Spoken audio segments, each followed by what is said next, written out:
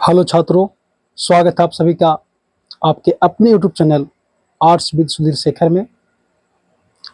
आज हम सभी इतिहास विषय के अंतर्गत जर्मनी का एकीकरण जो है उस टॉपिक को देखने वाले हैं। हम लोग इतिहास के अंदर जो पहला चैप्टर है यूरोप में राष्ट्रवाद उसे देख रहे हैं और उसी में एक टॉपिक बचा हुआ है जर्मनी का एकीकरण, और इसके बाद एक लास्ट टॉपिक और है यूनान का स्वतंत्रता संग्राम।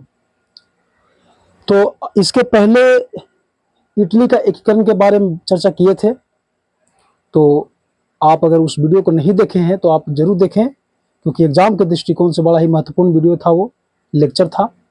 और एग्जाम के दृष्टिकोण से देखा जाए तो ये जो टॉपिक है जर्मनी का एकीकरण, ये भी अपने आप में महत्वपूर्ण टॉपिक है।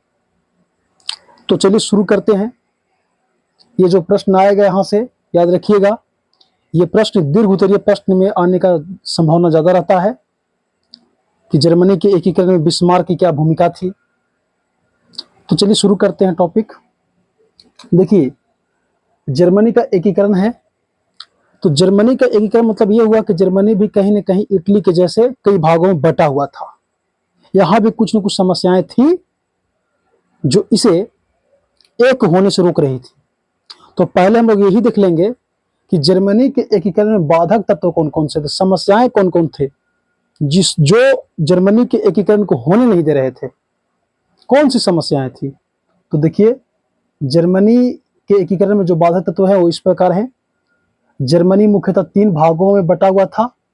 उत्तरी भाग में प्रसा और सैक्सनी, मध्य भाग में राइनलैंड और दक्षिणी भाग में बवेरिया।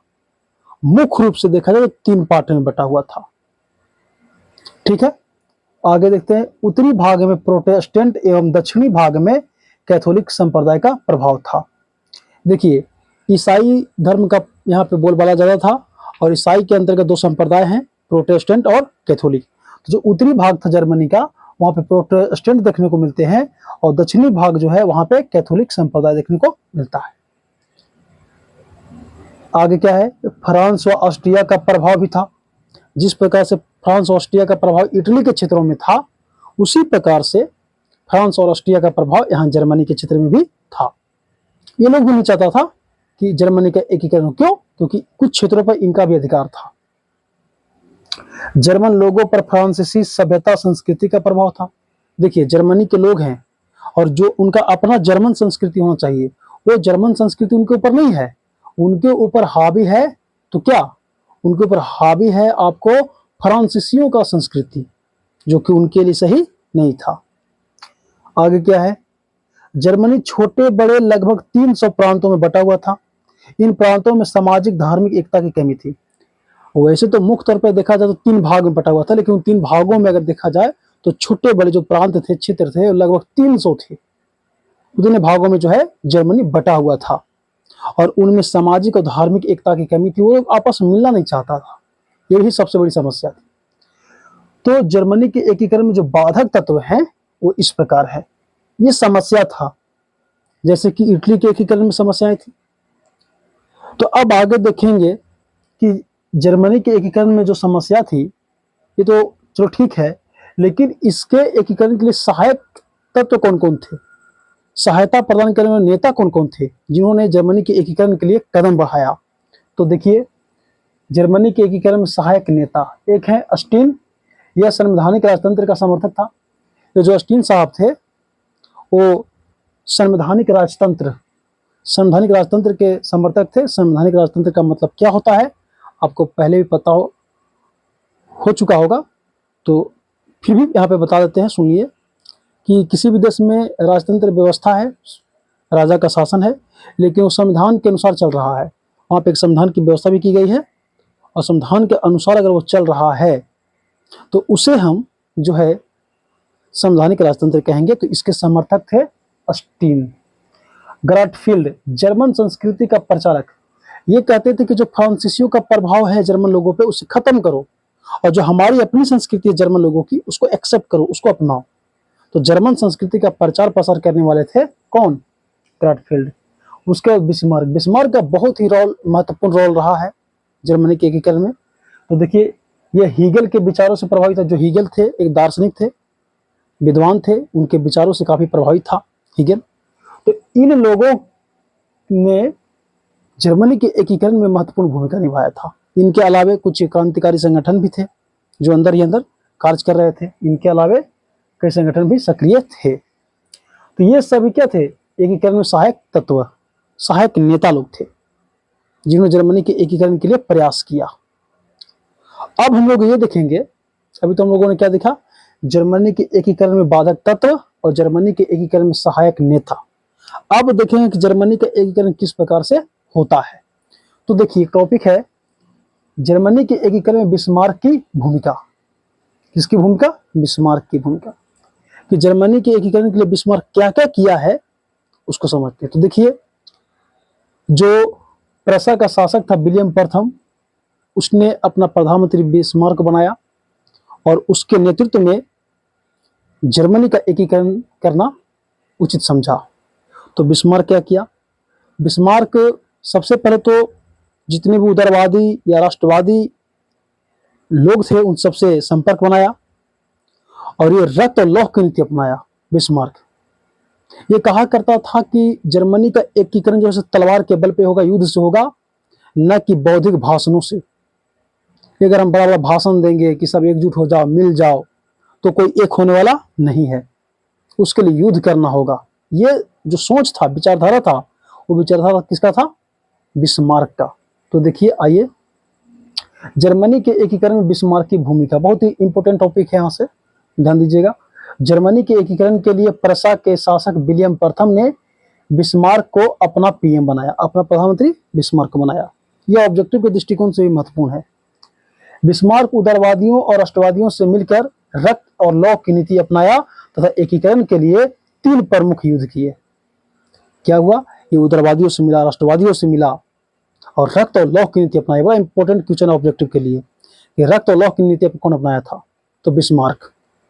और ये क्या किया? रक्त और लौह की नीति अपनाया, राष्ट्रवादियों से मिला, उदारवादियों से मिला और 3 प्रमुख युद्ध लड़ा। 3 प्रमुख युद्ध लड़ करके जर्मनी का एकीकरण किया। आइए देखते हैं। पहला है डेनमार्क से युद्ध। तो यहाँ पे डेनमार्क का भी कुछ क्षेत्रों पर प्रभाव था। हॉलस्टीन, शेल्सविग ऐसे जो क्षेत्र थे यहाँ, उन पे इसका अधिकार था।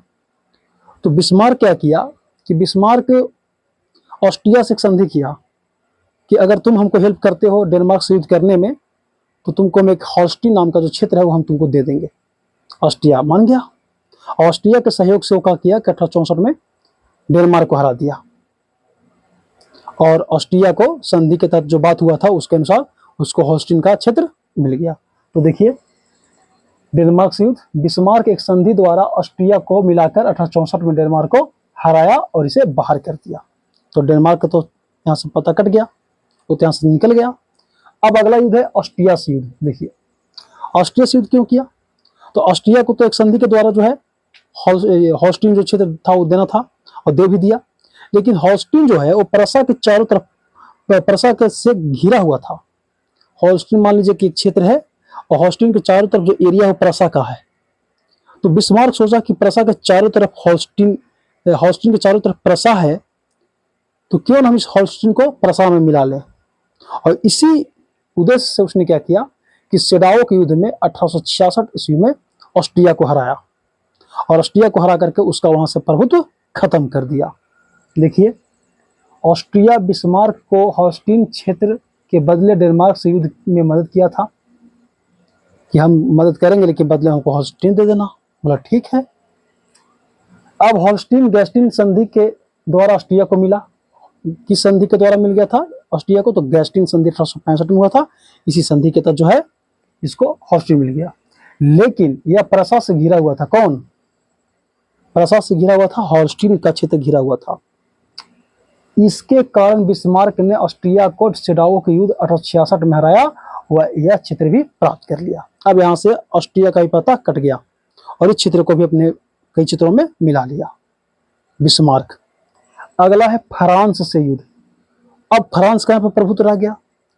तो इसने क्या किया कि सीडान के युद्ध में 1870 में फ्रांस को हराया और फ्रांस को हरा करके उसको यहाँ से उसका प्रभुत्व खत्म कर दिया, उसका प्रभाव खत्म कर दिया और 10 मई 1871 ईस्वी को फ्रैंकफर्ट की संधि होती है और इसी संधि के तहत 1871 ईस्वी में ही जर्मनी का क्या होता है, एकीकरण संभव होता है। तो देखिए, बिस्मार्क ने फ्रांस को 1870 में सीडान के युद्ध में हराया।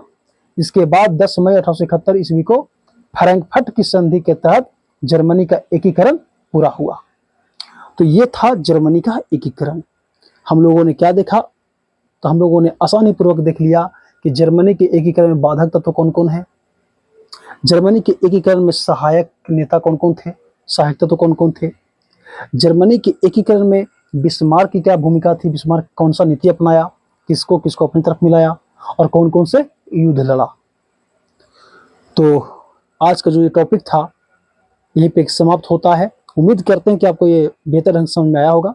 अगर थोड़ा बहुत कहीं पे दिक्कत होता है समझने में तो आप वीडियो को बैक करके आप देख सकते हैं और फिर उसको ध्यान से सुन करके और समझने का प्रयास कर सकते हैं। अगर आप ध्यान से सुनेंगे, सुनने में अगर आपको कहीं पे विलम्ब नहीं होता है तो उसमें कोई दिक्कत नहीं कि आपको समझने में दिक्कत होगा, आपको समझ में आ जाएगा। तो ये हमारा जो जर्मनी का एकीकरण का जो टॉपिक था वो खत्म हुआ। अब हम लोग मिलते हैं यूरोप में राष्ट्रवाद के अंतर्गत जो लास्ट टॉपिक है, यूनान में स्वतंत्रता संग्राम। यूनान का जो स्वतंत्रता संग्राम है वो देखेंगे, क्योंकि वहां से भी दीर्घ उत्तरीय प्रश्न नहीं आता है, वहां से लघु या अति लघु नहीं आता है, तो उसको देखेंगे और उस तरह से चैप्टर क्या हो जाएगा, खत्म हो जाएगा।